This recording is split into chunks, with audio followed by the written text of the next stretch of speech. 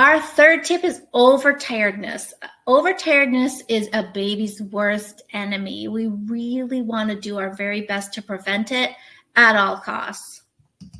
So there is a myth out there that if we keep our baby awake longer, they will sleep better. In fact, I've even had doctors tell me. I've had clients who their doctor said, just don't give her a nap all day and she'll sleep through the night. Not true. That is a myth. The more you push a baby into overtiredness, the harder it is for them to get to sleep. And think about it again from your own perspective. Have you ever had a night where you know you are beyond exhausted? You are so overtired that you cannot wait for your bed. And once you get there, you lay there feeling like really anxious and jittery, almost like you drank caffeine right before you're trying to go to bed. And once you do fall asleep, the sleep is more shallow. So there's often frequent wake-ups at the beginning part of the night. You're most likely waking up even earlier in the morning than you usually do. And that is all because of overtiredness.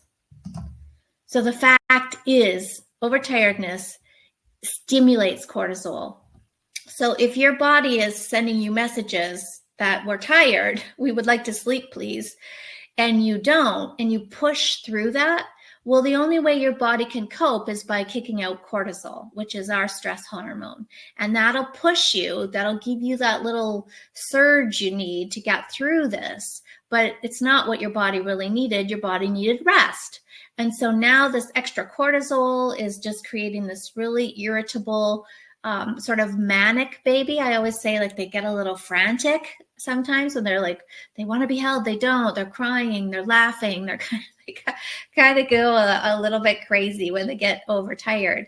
And so we want to always be aware of that and cautious of it. It's always better to err on the side of caution. It's better to be conservative with your estimates for how much sleep your baby needs than to push in the other direction. So let's look at awake windows. So this is the time awake that your baby can tolerate before they're going to need to sleep again. When we're looking at newborns to about the 12th week, their threshold is small. Like, this still surprises a lot of new parents when I tell them that their newborn baby can only handle about 45 minutes of time awake. That's it. And that's not a lot of time when you consider I've got to feed this baby. I have a little bit of playtime or activity time, and then it's time to put them back down again. And most people wait for fussiness. And fussiness is almost always too late. We want to catch a baby when they're fatigued, but not getting so fatigued that fussiness is kicking in, because fussiness is the first sign of overtiredness. When we move into the 3 to 4 month range, we're looking at about an hour and a half to 2 hours of time awake before they need to nap. So most babies in this age range are taking 3 naps a day: morning, noon, late afternoon, early bedtime. Into the 5 to 7 month range, we're looking at about 2.5 hours to 3 hours of time awake before they need to nap. And a 5-month-old might be starting to transition to 2 naps, but a 6 and 7-month-old are often on a 2-nap day, again with an early bedtime. 8 to 12 months, we're looking at about 3 hours to 3.5 hours of time awake. 2 naps usually, but around the 12th, 13th month, I'll see a child start to transition to 1 nap a day.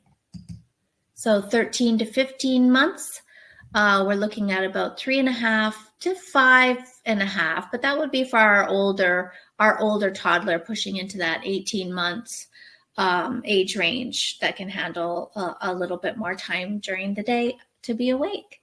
And these are pretty spot on. You know, again, in 20 years of working with thousands and thousands of babies, I found that this is pretty clockwork. This is pretty consistent through all the age ranges. So start here. This is conservative. So start on the conservative side, start with these awake windows and see how your baby does. So Jordan's mentioning that her 5-month-old was sleeping in increments of 20 minutes to 45 minutes all night long. He was awake all through the day, becoming extremely overtired and miserable. And that's just an example of how when a baby's not getting adequate daytime sleep, it affects the night.